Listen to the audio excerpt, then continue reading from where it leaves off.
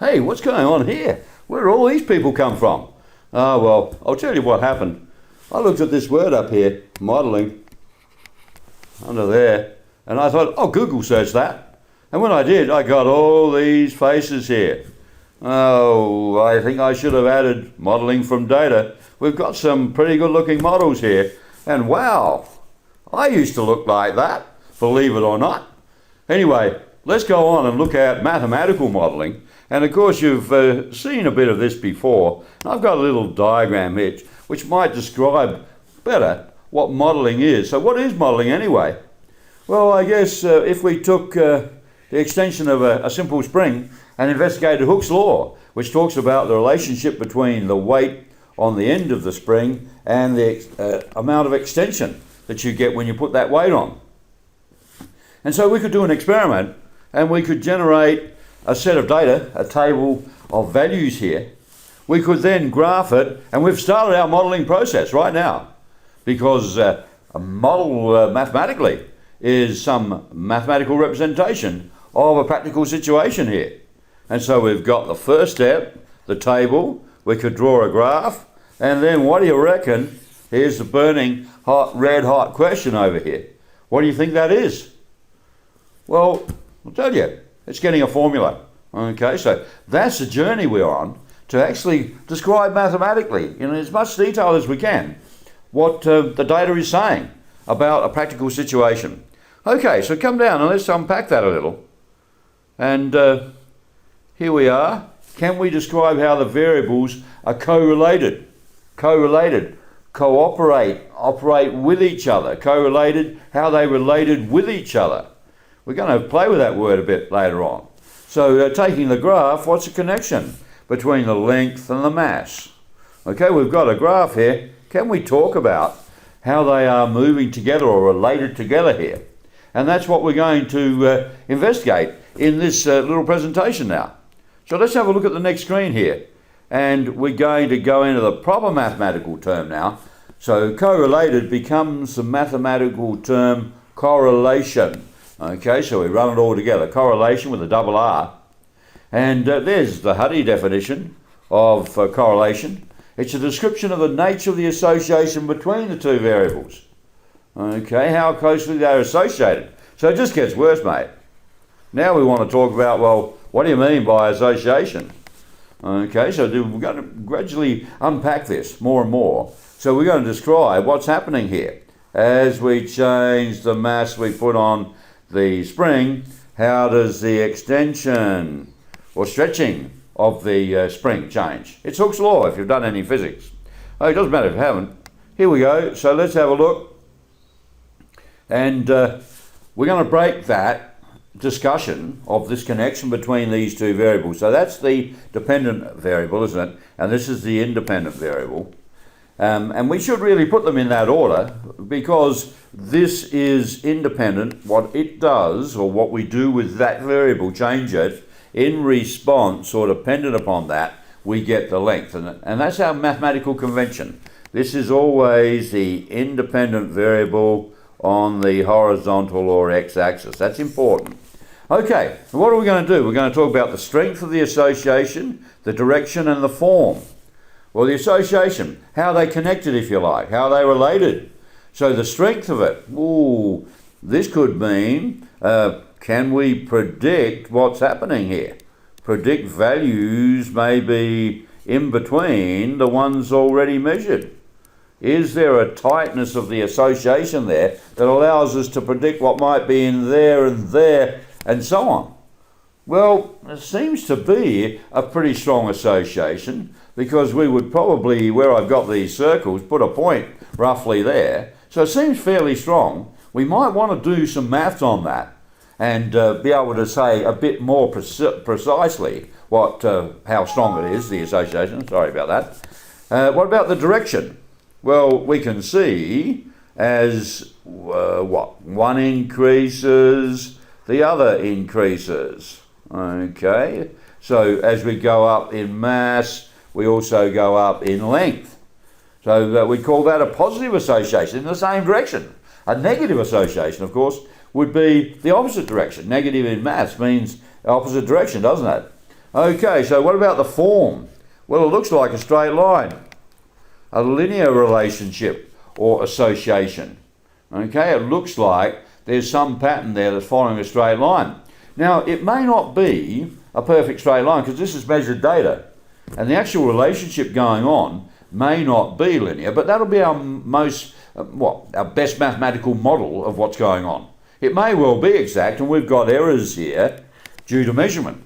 So there's two ideas there. It may or may not be linear due to the phenomenon not following an exact mathematical pattern, or that we have made errors in measurement.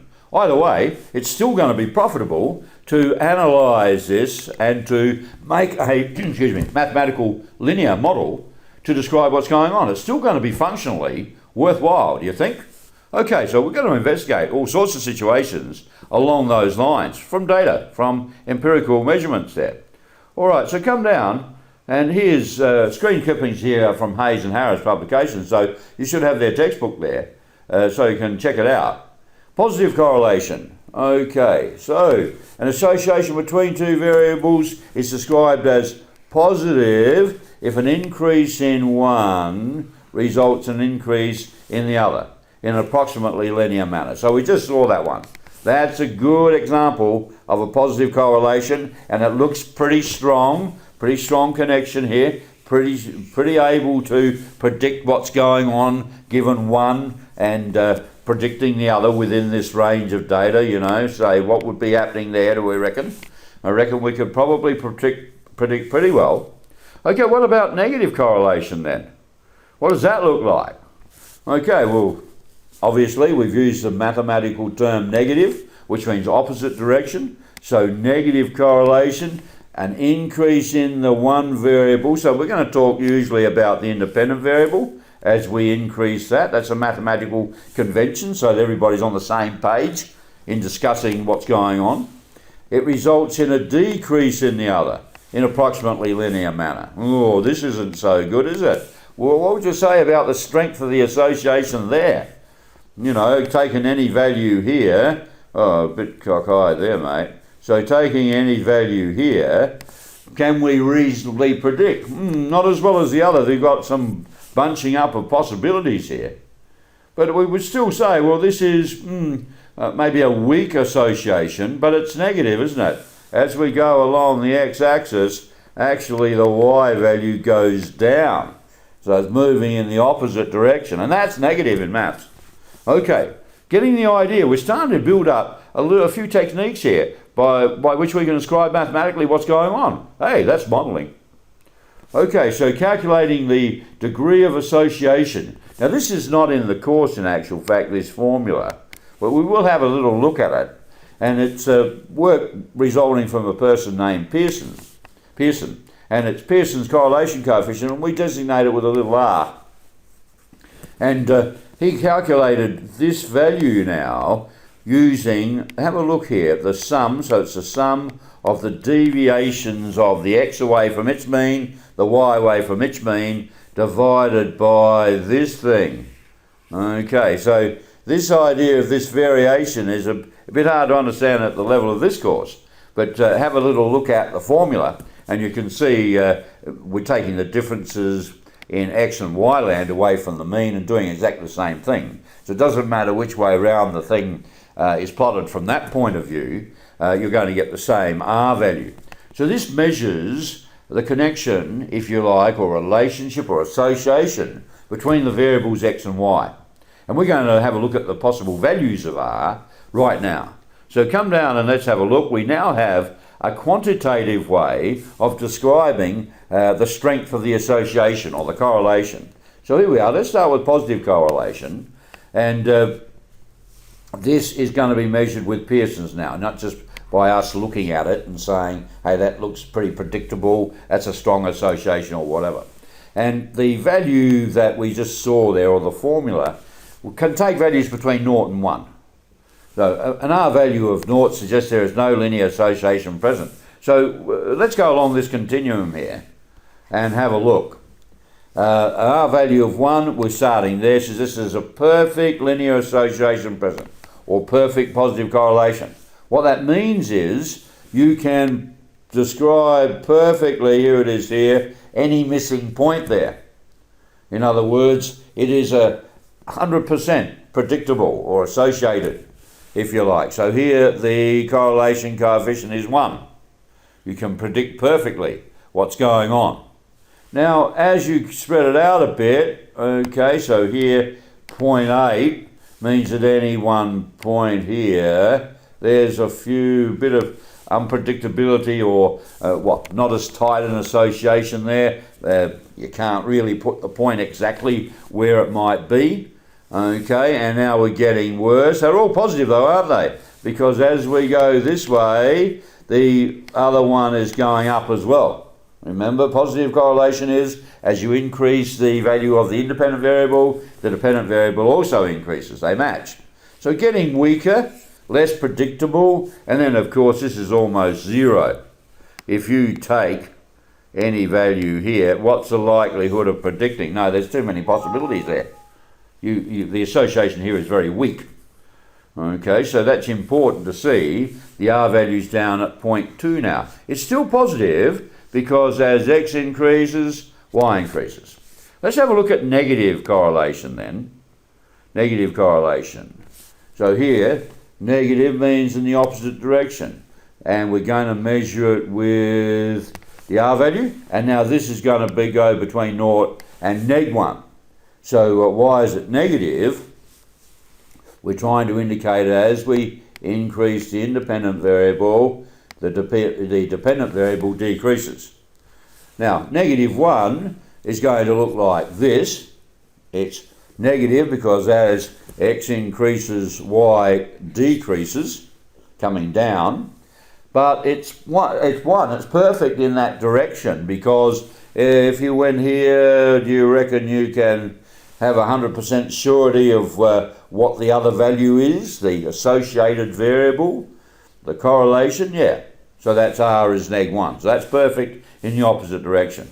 Bit more spread out as before, less predictable, less strongly associated, and less and less. So the acid test, of course, is if you went anywhere here, with what predictability could you put a point there? How predictable would the other value of the value of the other variable be? Okay, getting the idea. And so Pearson's correlation coefficient allows us now mathematically to describe more precisely that association, rather than just guessing it and say that's pretty weak or whatever. Okay, so let's go on with that correlation coefficient and have a look. Now books vary here, and I'm going to go along with Hayes and Harris here, and we're going to use R squared to measure, rather than R, to measure the predictability or the degree of association, the strength of the correlation. Okay, so R squared is 0, no correlation. R squared between 0 and 1/4, very weak, and so on as we go up here.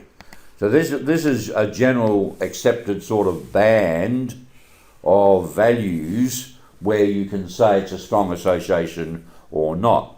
Please note that R squared is always going to be positive, even for the negative correlation case, because negative times negative is positive. Okay, so R squared is actually not the correlation coefficient. R is correlation coefficient, and the square of it has some interesting properties. So first of all, you should have an idea of that descriptor there for the various values of R squared, and use it to describe the strength of the association or the correlation. Let's have a look at R squared. And it's got its own name, a coefficient of determination. And the reason for that, and the maths of this is beyond the course that we're doing here, but the R squared value gives you a measure of the percentage of the variation in one variable, which is attributable to the variation in the other. Okay, so that's my little definition. You'll have some various ones. What that means is, even if there isn't a strong correlation, let's say R is equal to 0.4, R squared would be 0.16. So that implies 16% of the variation in one is due to the variation in the other. Change one, and 16% of the change that you observe in the other is attributable, as you've got some connection with. Okay, so we're not actually talking about causes here, but we are talking about an association. So even if that's not, very strongly correlated, you still can say there's a component that they share there. Something is happening which connects them at the variation level, if you like, or whatever, 16%. So the percentage of the variation in one due to the, or attributable to the variation in the other. So it gives you some insight, even if it's not strong, about how much this other variable might be affected by changing the independent variable. Okay, so interesting. We don't do this in this course, but I think it's worth mentioning that we're going to use R squared to look at, to look at the strength of the correlation, but it has other uses later on. Okay, come on down now to how do we get it. Now, you're not expected to calculate R and R squared by hand. You can have a look at the textbook there, Hayes and Harris, and you'll see you can do it by hand. We're not going to go there. What we're going to do is input this data from the original extension of the spring experiment into a graphics display calculator. So I've got here the Casio, so could you turn your machine on here and get this stat mode up? And if you choose that, you can see now I've entered in the data here, the mass in list 1, and you could do the same thing right now, and the length in list 2. So pause the presentation and do that. Okay, once you've done that, what we want to do is to graph the data, and so here's graph. So we'll come in there to F1, okay, and we want to graph the data, and we'll get this window over here.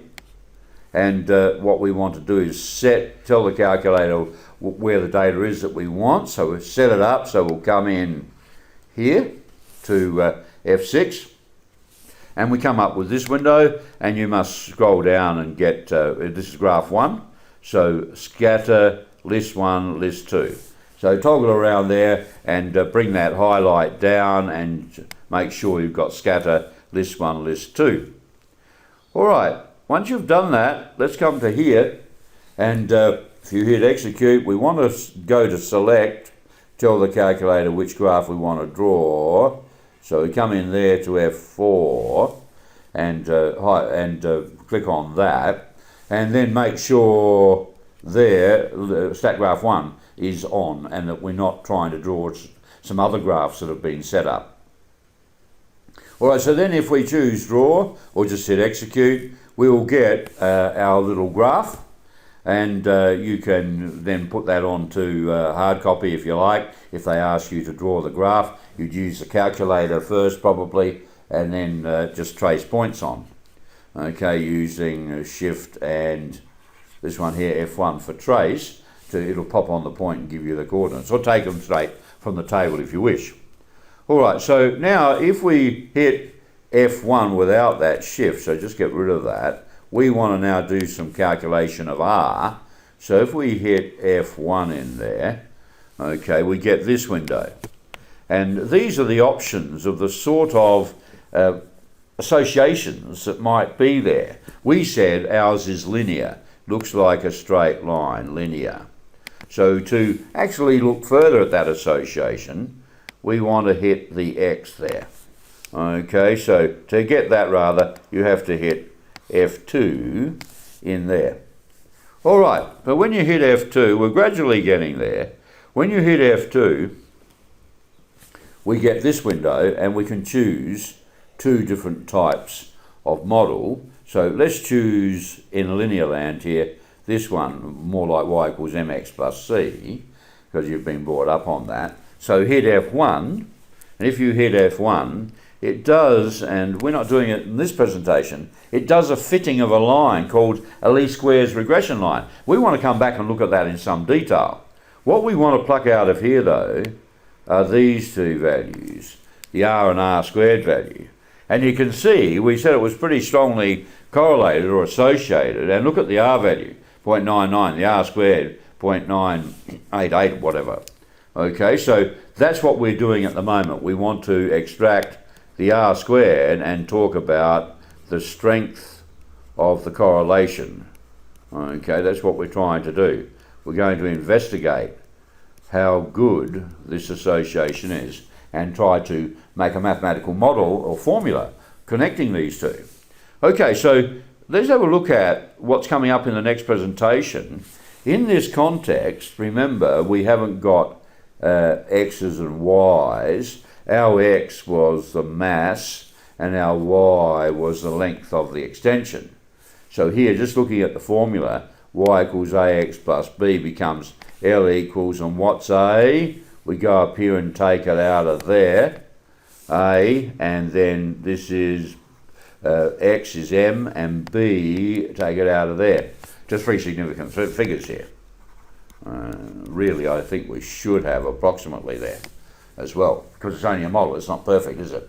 But our model would be L equals that, and we know it doesn't fit perfectly. Okay, so we're going to talk about producing that formula later on in the next presentation, part 2. So something to look forward to there. All we want now is to be able to pull out the R squared. Okay, so come on down and let's have a look at something that you can practice now. So we've got 4 little problems here, which is starting off with a data set. And what we want you to do is to draw a scatter plot on your calculator, but then make sure you can put a nice hard copy down as well. So it's got to be annotated properly, label the axes, so the spray concentration will be on the x-axis, yield of tomatoes, and so this should have units as well. Yield is just numbers, so you don't need units. Got to have a mark scale with numbers there. This is important for later on. And then the points have to be approximately in the right position, right? And all we're going to do now is draw a scatter plot, determine this using a calculator, and then describe the association. It's important to describe the strength, the direction, and what that is, whether it's approximately linear. Okay, so can you do that? That's an important start now. And remember, the next presentation, we're going to generate the formula. You might start to look at that yourself on that calculation page there where we take off R and R squared. All right, we'll pause the presentation. Here's question 1 and 2. And the answers are down below. I'll show you those in a minute. Let's go to 3 and 4. Here's question 3. And question 4. Okay, so let's look at the answers now. There's question 1. Let's go to 2. Question 2. And question 3. And 4 down the bottom there. All right. We're on our way. You should be getting excited with this, I think, because we're getting to some very useful mathematics here where we can treat data and make some analysis of it. Okay, I look forward to catching you in the next presentation. Cheers for now.